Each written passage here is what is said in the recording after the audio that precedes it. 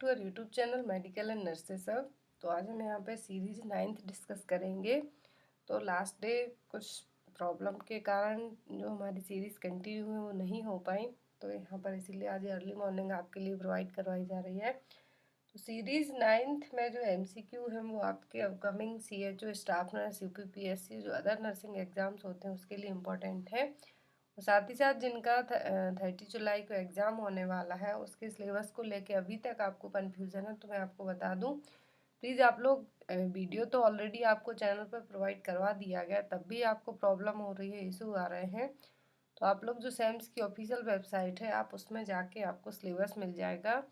Notification है staff nurse, ANM, lab technician वाला, उसी में आपको सबसे नीचे की तरफ जाना होगा, तो वहाँ पे आपको ऑफिशियल नोटिफिकेशन मिल जाएगा। तो आप लोग वो प्लीज़ एक बार चेक कीजिए ताकि आपके जो कन्फ्यूजन्स एंड डाउट्स हैं वो क्लियर हो जाए। तो लास्ट सीरीज में सीरीज नंबर 8 में एक क्वेश्चन आपको दिया गया था। क्वेश्चन था recommended dose of vitamin A supplements to be administered orally once in every 6 month for 3 year old child is. तो यहाँ पर क्वेश्चन था कि विटामिन ए सप्लीमेंट का कितना डोज दिया जाएगा हर 6 महीने में जब बच्चे की एज 3 साल हो। यहाँ पर ऑप्शन में रखा गया था 10,000 आयु, 50,000 आयु, 1 लाख आयु या फिर 2 लाख आयु। तो यहाँ पर यदि 3 साल का बच्चा है और उसको हर 6 महीने में विटामिन ए सब देना है तो कितना देंगे हम, 2 लाख आयु। और ऑलमोस्ट सभी लोगों ने आंसर सही दिया है। ये देखिए यहाँ पर ये टेबल दी हुई है जिससे आपको पता चलेगा कि जो प्रोफाइलैक्सिस डोज दिया जाता है विटामिन ए का वो कैसा होता है। तो यदि बच्चे की एज कितनी हो, 6 मंथ ऑफ एज में हो यदि बच्चा, तो 50,000 यूनिट दी जाए, आयु दिया जाएगा। और यदि बच्चे की एज 6 से 12 मंथ हो तब 1 लाख। और जब यदि बच्चे की एज 12 मंथ मतलब कि 1 ईयर से ज़्यादा हो जाए तो 2 लाख आयु दे सकते हैं। तो यहाँ पर क्वेश्चन में 3 ईयर एज का चाइल्ड है तो कितना डोज दिया जाएगा, 2 लाख आयु। यदि लेस देन 1 ईयर में पूछते हैं आपसे, पूछते हैं 6 मंथ का बच्चा है या फिर 8 का है, 10 का है, तब आपको 1 लाख आयु बताना है। और यदि लेस देन 6 मंथ का है तब आपको 50,000 आयु बताना है। तो आई होप आपके डाउट्स जो क्लियर हो गए विटामिन और प्रोफाइलैक्सिस डोज को लेके, क्योंकि क्वेश्चन एग्जाम में आता ही है। तो आप सिंपल से तरीके से याद रखें कि यदि बच्चे 1 साल से ज़्यादा का हो गया हो तभी 2 लाख आयु देंगे, बाकी 6 से 12 महीने का होगा तो 1 लाख, और उससे कम एज में होगा तो 50,000। नेक्स्ट क्वेश्चन की तरफ मूव करेंगे हम। क्वेश्चन नंबर फर्स्ट है loss of muscle coordination result from damage to. Question है यहाँ पर loss of muscle coordination damage due to result of damage to. तो मसल का कोऑर्डिनेशन क्या हो रहा है, बिगड़ रहा है, तो वो किसके डैमेज होने के कारण बिगड़ रहा है। तो यहाँ पर क्वेश्चन है कि मसल्स कंट्रोल को कौन, मसल जो हमारी हैं उनके कोऑर्डिनेशन का कंट्रोल है जो कौन करता है। ऑप्शन में है हाइपोथैलेमस, मिड ब्रेन, सेरिबेलम और सेरिब्रम। तो यदि सेरिबेलम डैमेज हो जाता है तो हमारी बॉडी में जो मसल कोऑर्डिनेशन है वो बिगड़ जाएगा, क्योंकि बॉडी में मसल्स के कोऑर्डिनेशन को कौन कंट्रोल करता है, सेरिबेलम। और यदि टेम्परेचर रेगुलेशन आ जाए तब क्या आपको करना है, हाइपोथैलेमस। नेक्स्ट है यहाँ पर which of the following statement is true. तो इनमें से आपको बताना है कि सही स्टेटमेंट क्या है। ऑप्शन में है ulna is longer than radius, radius is longer than ulna, both radius and ulna length are equal, radius is the bone of upper arm. तो यहाँ पर आपको जो क्वेश्चन दिए गए हैं वो प्रीवियसली एग्जाम के क्वेश्चन है, तो आई होप आपको कोई भी डाउट ना हो। तो यहाँ पर सही स्टेटमेंट आपको बताना है, रेडियस और अल्ला बॉन को लेके दिया गया है। तो जो रेडियस अल्ला बॉन है क्या है, 4 आर्म की बॉन है, और यहाँ पर आपका आंसर क्या है सही, ulna is longer than radius. क्या है, अल्ला है जो रेडियस से बड़ी है। तो स्टेटमेंट यहाँ पर आपका सही होगा। नेक्स्ट है यहाँ पर a big portion of arterial wall में bulge out forming a sac which is known as. तो जो आर्टरीज है उनका वीक पोर्शन क्या होगा, वल्ज हो जाएगा, एक पाउच सैक या फिर पाउच जैसा बना लेगा, तो वो क्या कहलाएगा। ऑप्शन में एथेरोस्क्लेरोसिस, एन्यूरिज्म, एट्रियोस्क्लेरोसिस या फिर एनास्टोमोसिस। तो अनास्टोमोसिस तो का मतलब होता है कोई भी दो पार्ट काटे गए हों तो उनको जोड़ने के लिए जो वहाँ पर बांधा जाएगा वो कहलाएगा। एथेरोस्क्लेरोसिस का मतलब है कि आर्टरीज में फैट का डिपोजिशन होना।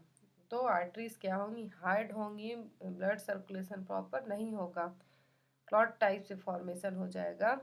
और आर्टरियोस्क्लेरोसिस है जो एक कंजेनाइटल डिफेक्ट है जो बचपन से ही रहेगा, तो इसको ट्रीट किया जाएगा। अब बचता है एन्यूरिज्म। तो एन्यूरिज्म का मतलब होता है कि जो आर्टरीज का वीक पोर्शन है वहाँ पर क्या होगा, एक सैक टाइप से, एक बल्जिंग टाइप से फॉर्मेशन होगा, तो वो क्या कहलाएगा, एन्यूरिज्म। तो यहाँ पर आपका आंसर क्या होगा, बी, एन्यूरिज्म। क्योंकि यहाँ पर सभी आपको ऑप्शन ए से स्टार्ट है, तो ऐसा नहीं है कि सभी में आपको कंफ्यूजन होना चाहिए, सभी अलग अलग हैं। एथेरोस्क्लेरोसिस में फैट डिपोजिशन होता है आर्टरीज में से, आर्टरी हार्ड होंगी। एन्यूरिज्म में जो भी वीक पोर्शन होगा आर्टरियल वॉल का, तो वहाँ पर एक बल्ज और सैक टाइप से बनेगा। आर्टरियोस्क्लेरोसिस एक कंजेनाइटल बर्थ डिफेक्ट है। और एनास्टोमोसिस का मतलब होता है कुछ भी ऐसे बांधना, जब भी कोई सर्जरी की जा रही हो तो। नेक्स्ट है यहाँ पर, from which part of the brain cerebrospinal fluid is secreted. तो ब्रेन के किस पार्ट से है जो सेरिब्रोस्पाइनल फ्लूइड सीक्रेट होता है। ऑप्शन में है choroid plexus of brain, Venus sinus of brain, सब आर्कनॉइड स्पेस, या फिर नन ऑफ दी अबव। तो जो सेरिब्रोस्पाइनल फ्लूइड का सीक्रेशन है जो कौन सा पार्ट करता है ब्रेन का, तो ये करता है choroid plexus of the brain. Brain में वेंट्रिकल्स होते हैं, तो वहीं पर एक सेक्शन में choroid plexus of the brain जो कि सेरिब्रोस्पाइनल फ्लूइड को सीक्रेट करता है।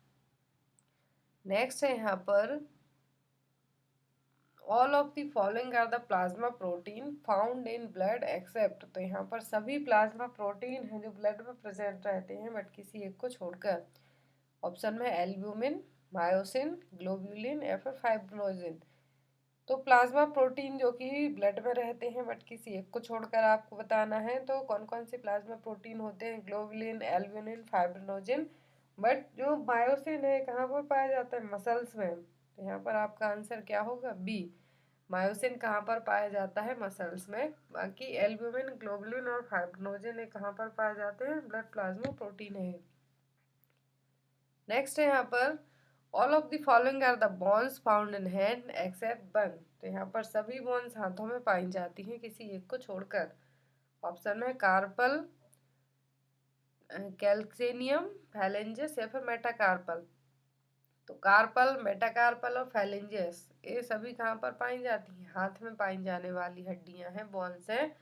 जो यहाँ पर कैल्सेनियम है नहीं पाई जाती है, तो यहाँ पर आप इसको मार्क करेंगे, बी को। यहाँ पर कुछ क्वेश्चन बहुत ही इजी सिंपल रखे गए हैं।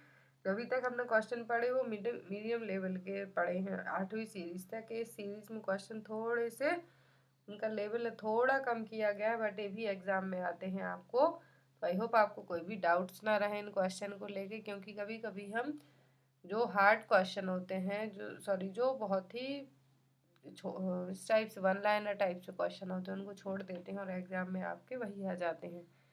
तो यहाँ पर क्वेश्चन नंबर 7 है, when convex surface fits into concave surface this is called. तो जब जो कन्वेक्स सरफेस है कॉनकेव सरफेस में फिट होगा तो ये किस टाइप के जॉइंट का फॉर्मेशन करेगा। ऑप्शन में प्लेन, हिंज, सैडल या फिर बॉल एंड सॉकेट। तो यहाँ पर सभी ये जॉइंट्स के एग्जाम्पल दिए हुए हैं। तो जब कॉन्वेक्स सरफेस कॉनकेव सरफेस पर फिट होगी तो जॉइंट का फॉर्मेशन होगा वो होगा हिंज जॉइंट, जो कि generally ankle joint, elbow joint में प्रेजेंट होता है। यहाँ पर आपका आंसर क्या होगा, बी। नेक्स्ट है यहाँ पर pH of human blood is. तो ह्यूमन ब्लड का पीएच कितना होता है। ऑप्शन में 5.4, 6.4, 7.4 या फिर 8.4। तो जो नॉर्मल ह्यूमन ब्लड की पीएच रेंज होती है वो होती है 7.35 टू 7.45। तो यहाँ पर ह्यूमन ब्लड का पीएच कितना हो जाएगा, 7.4। रेंज आपको बताती हूँ, 7.35 टू 7.45 एक बेसिक रेंज है। यदि आपको ऑप्शन में 7.35 आता है, 7.4 आता है, तो आप मार्क कर सकते हैं। नेक्स्ट है यहाँ पर aerobic respiration is performed by. जो एरोबिक रेस्पिरेशन है किसके द्वारा होगा, ग्लाइसोसोम्स, राइबोसोम्स, लाइसोसोम्स या फिर माइटोकॉन्ड्रिया। तो जो एरोबिक रेस्पिरेशन की प्रोसेस होती है किसके द्वारा होती है माइटोकॉन्ड्रिया के द्वारा। नेक्स्ट है यहाँ पर which one of the following is the function of liver. तो इनमें से आपको लिवर का एक फंक्शन बताना है कि जो लिवर है उसका एक काम क्या है। ऑप्शन में elimination of carbohydrate, concentration of bile, synthesis of plasma protein, secretion of cholecystokinin. तो यहाँ पर लिवर का फंक्शन पूछा है तो जो ऑप्शन है वो आपको सबसे पहले बताती हूँ। एलिमिनेशन ऑफ कार्बोहाइड्रेट लिवर नहीं करता है। लिवर क्या करेगा, मेटाबॉलिज्म करेगा कार्बोहाइड्रेट का। बाइल का कंसंट्रेशन भी लिवर में नहीं होगा क्योंकि लिवर बाइल का प्रोडक्शन करता है। सीक्रेशन ऑफ कोलिसिस्टोकाइनिन पैंक्रियास के द्वारा किया जाता है। तो यहाँ पर आपका आंसर क्या होगा, सी, सिंथेसिस ऑफ प्लाज्मा प्रोटीन। क्या होगा, लिवर क्या करता है, सिंथेसिस करेगा प्लाज्मा प्रोटीन का। और यहाँ पर सबसे बेस्ट इंपॉर्टेंट थिंग, लिवर का क्या फंक्शन होता है, जो भी आपकी बॉडी में जाता है उसका मेटाबोलाइजेशन कौन करता है, लिवर। यदि एक्सक्रीशन पूछते हैं तब आपको कहना है किडनी, और यदि एब्जॉर्प्शन पूछते हैं तब मोस्टली जितने भी मटेरियल जाते हैं हमारी बॉडी में, चाहे वो न्यूट्रिएंट्स हो, मेडिसिन हो, कुछ भी, तो वो एब्जॉर्ब कहाँ पर होती है, इंटेस्टाइन में। मेटाबोलाइज होता है उनका लिवर में, और एक्सक्रीट होती है किडनी से, एलिमिनेट होती हैं किडनी से। तो यहाँ पर जब फंक्शन ऑफ लिवर पूछा है तो चारों ऑप्शन बहुत ही सिंपल से हैं। कार्बोहाइड्रेट का एलिमिनेशन नहीं होगा, मेटाबॉलिज्म करेगा लिवर, बाइल का प्रोडक्शन करता है, और जो स्टोर होगा बाइल कहाँ पर जाकर होता है, गॉल ब्लैडर में। देन प्लाज्मा प्रोटीन का सिंथेसिस कहाँ पर होगा, लिवर में। नेक्स्ट है यहाँ पर release of pancreatic juice is stimulated by which one of the following. तो पैंक्रियाटिक जूस के रिलीज का जो स्टिमुलेशन है वो कौन करता है। ऑप्शन में है एंटेरोकाइनेस, ट्रिप्सिनोजन, कॉलिसिस्टोकाइनिन या फिर सीक्रेटिन। पैंक्रियाटिक जूस का जो रिलीज हो रहा है उसको स्टिमुलेट करने का काम कौन करता है, कॉलिसिस्टोकाइनिन, राइट। नेक्स्ट है यहाँ पर a gland that disappears in the adult but inactive during the childhood. तो यहाँ पर आपको ऐसी ग्रंथि बतानी है जो कि एडल्ट एज में क्या होगी, डिसअपियर हो जाएगी, विलुप्त हो जाएगी, बट आपका जो चाइल्डहुड पीरियड है उसमें प्रेजेंट रहेगी। ऑप्शन में हाइपोथैलेमस, पैराथायरॉइड, थाइमस या फिर एड्रिनल कॉर्टेक्स। तो हाइपोथैलेमस रहेगा, पैराथायरॉइड रहेगी और एड्रिनल कॉर्टेक्स रहेगा। ये सभी रहेंगे बचपन में भी और एडल्ट एज में भी और ओल्ड एज में भी। बट जो ग्लैंड विलुप्त हो जाएगी जैसे जैसे आपकी एज बढ़ती जाएगी वो है थाइमस ग्लैंड। थाइमस ग्लैंड का जो एक मेन काम होता है वो क्या होता है, इम्यून सिस्टम के लिए क्या करती है, अपना काम करती है इम्यूनिटी के लिए। तो बच्चों में प्रेजेंट रहती है बट ओल्ड एज और एडल्ट एज में डिसअपियर हो जाती है, विलुप्त हो जाती है। नेक्स्ट है यहाँ पर the only gland of body with both exocrine and endocrine property. तो यहाँ पर आपको बताना है कि ऐसी कौन सी ग्लैंड है जो दोनों का काम करती है, एंडोक्राइन का भी और एक्सोक्राइन का भी। ऑप्शन में है लिवर, ओवरी, पैंक्रियास या फिर हाइपोथाइजल एक्सिस। तो यहाँ पर आपको ग्लैंड बताना है जिस जो एंडोक्राइन एक्सोक्राइन दोनों काम करती है, तो वो है पैंक्रियास ग्रंथि। क्या है, पैंक्रियास। मास्टर ग्लैंड पूछते हैं तो पिट्यूटरी, और यदि मिक्स्ड क्वालिटी पूछते हैं एंडोक्राइन एक्सोक्राइन तो पैंक्रियास। नेक्स्ट है यहाँ पर the difference between systolic and diastolic blood pressure is known as. तो सिस्टोलिक और डायस्टोलिक के बीच का जो प्रेशर आता है उसको क्या कहते हैं। ऑप्शन में है blood pressure, pulse pressure, lateral pressure या फिर एपिकल प्रेशर। तो यदि आपको पल्स प्रेशर एग्जाम में इस तरीके से ना आए, आपको सिस्टोलिक बीपी लिख दिया जाए और डायस्टोलिक लिख दिया जाए, तब आप दोनों को क्या करना है, उनके बीच का डिफरेंस निकालना है। तो वो क्या निकलेगा, पल्स प्रेशर। तो यहाँ पर आपका आंसर क्या होगा, बी, पल्स प्रेशर। नेक्स्ट है यहाँ पर on the basis of human development index countries with high HDI are categorised by. Human developing index के अकॉर्डिंग जिन कंट्रीज का ह्यूमन डेवलपमेंट इंडेक्स हाई होता है वो किस टाइप के कंट्रीज होंगे, डेवलपिंग, डेवलप्ड, अंडर डेवलप्ड या फिर लीस्ट डेवलप्ड। तो जो HDI इंडेक्स होता है इसकी जो मानक होता है नापने का वो कितना होता है, 0 to 1 तक। एग्जाम में आ सकता है तो कितना होता है, 0 to 1 तक। और जिन कंट्रीज का हाई HDI होता है, हाई ह्यूमन डेवलपमेंट इंडेक्स होता है, जिसमें एजुकेशन, हेल्थ, ये चीज़ें काउंट की जाती हैं, तो वो कैसे होते हैं, वो होते हैं डेवलप्ड कंट्री। जितना ज़्यादा इंडेक्स आएगा वो क्या होगा, HDI इंडेक्स, डेवलप्ड कंट्री होंगे, जैसे कि US, रसिया और यदि लो HDI आता है, ह्यूमन डेवलपमेंट इंडेक्स आता है, तो क्या हो जाएंगे, डेवलपिंग कंट्री। वहाँ पर डेवलपमेंट अभी भी होते जा रहे हैं, जैसे कि इंडिया। नेक्स्ट है यहाँ पर, which one of the following is not the body building food. इनमें से कौन सा है जो कि बॉडी बिल्डिंग फूड नहीं है। ऑप्शन में meat, fruits, pulses and legumes या फिर एग। तो बॉडी बिल्डिंग फूड है कौन से कहलाते हैं, प्रोटीन वाले फूड। जिन भी चीज़ों में प्रोटीन होता है वो क्या होते हैं, बॉडी बिल्डिंग फूड कहलाते हैं। तो यहाँ पर फ्रूट्स में प्रोटीन ना के बराबर ही होता है, बाकी मीट, एग, दाल, लेग्यूम्स इन सभी में प्रोटीन होता है। तो यहाँ पर आपका आंसर क्या होगा, बी, फ्रूट्स। नेक्स्ट है यहाँ पर, intradermal injection is given at which angle. तो जो इंट्राडर्मल इंजेक्शन है किस एंगल पर दिए जाते हैं। ऑप्शन में 50 डिग्री, 15 डिग्री, 30 डिग्री, 45 डिग्री या फिर 90 डिग्री। तो इंट्राडर्मल इंजेक्शन है जो दिए जाते हैं हमेशा कितने डिग्री पर, 15 डिग्री पर, 15 डिग्री के एंगल पर। और जो यदि आपको एक क्वेश्चन और यहाँ पे बनता है इंट्राडर्मल इंजेक्शन को लेके, वो ये है कि जब भी हमें किसी भी मेडिसिन की सेंसिटिविटी को चेक करना है तब कौन सा रूट प्रेफर करते हैं, हम इंट्राडर्मल रूट प्रेफर करेंगे। जिससे क्या होगा कि जब हमने मेडिसिन लगाई उसके तुरंत बाद ही ये शो करेगा रिएक्शन हो रहा है या नहीं। यदि इनकेस IV और IM रूट से मेडिसिन का कभी भी यदि आपको क्वेश्चन आता है, तो IM IV रूट से कभी भी कोई भी मेडिसिन की सेंसिटिविटी को चेक नहीं किया जाता है।